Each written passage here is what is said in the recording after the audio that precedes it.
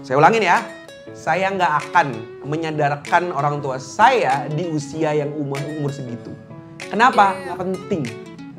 Dia kalau hijrah baru 3 tahun 4 tahun lagi meninggal. Denying God, pretending cool. If that's smart, I'd rather be a fool. 바보피니, 멍청이라 해도 꿈 같은 길. 바보피니, if the world got enough for me.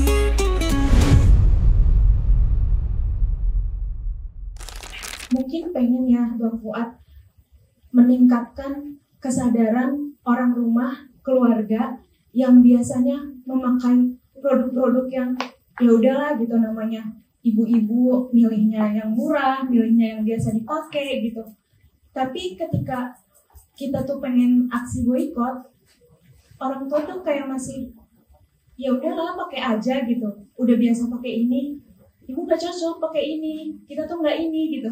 Ketika kita tuh pengennya tuh udah berusaha gitu, kan kita harus menjaga tutur bahasa juga kepada orang tua, nggak boleh menyakitkan. Tapi jadinya ketika orang tua tuh nggak ngerti dan akhirnya memakai itu lagi, ada timbul sakit hati juga gitu, nggak enak makainya. Bagaimana ya Bang Fuad biar kita tuh bisa menyadarkan mereka, bisa sama-sama memboikot tapi tanpa menyakiti gitu.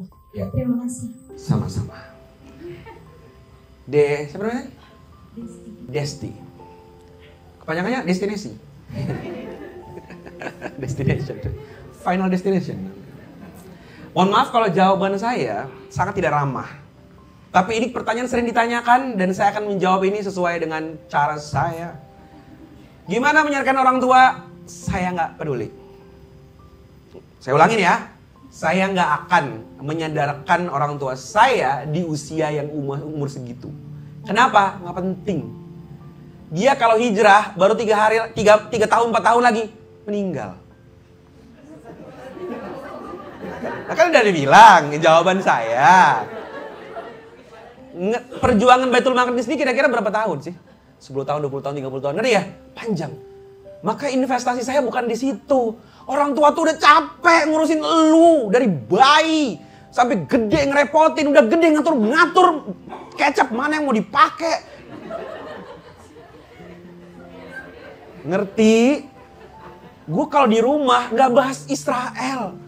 Gue fokusnya nyenengin dia di akhir hidupnya, ngelihat anaknya jadi orang hebat, jadi anak yang bantu orang rumah. Pokoknya bahagia aja dah. Pokoknya dia ngerasa kayak, alhamdulillah aku berhasil jadi bapak yang baik. Selesai. Ngerti ya?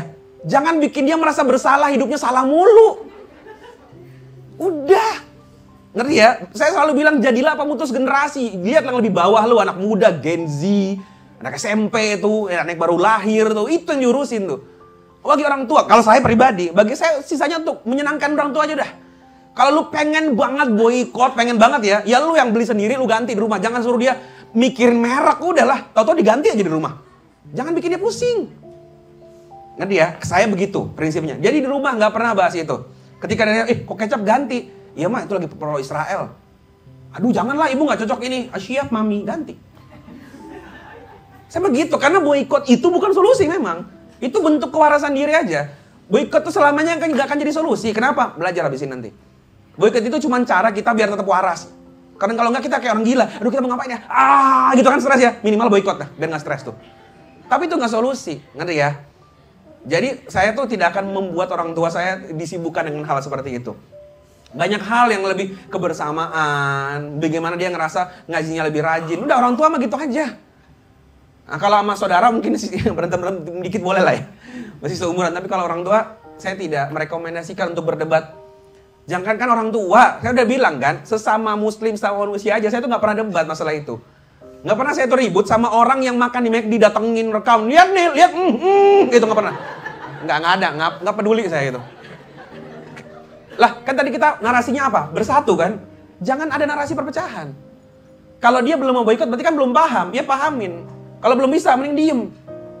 Ngerti ya? Daripada ribut-ribut. Kalau ada yang mau pakai cara perpecahan, biarlah dia. Misalkan nih mahasiswa di Amerika yang mau ribut, mau apa. Itu biar aja dia. Kita nonton aja seru gitu. Ya maksudnya kan akhirnya ada yang mengambil jalan itu ya. Tapi kalau kita tahan, karena jadinya narasi perpecahan. Gak usah ribut di medsos, tau gak? Lihat nih emang dasar segala macam, tau kan ya? Kita kan sering bilang orang-orang maksudnya orang-orang Indonesia yang pro ada kan kayak gitu ya. Masa ribut sama mereka, ngapain? Narasi perpecahan, hindari, jangan, apalagi sama orang tua. Saya sama orang, karena saya itu kan circle-nya kan ada kata main yuk itu, circle saya itu ada komedian, ada orang gamers, ada anak K-pop yang bahkan mereka kadang nggak pro Palestina. Itu aja saya nggak ribut. Karena musuhnya kan Israel, ngapa ribut sama fansnya? Ngerti ya? Ini kalau antara fans BTS sama fans Blackpink ribut, apakah Blackpinknya jadi miskin? Nggak juga. Jadi mending kalau mau ribut, ribut ke atas, jangan ribut ke bawah.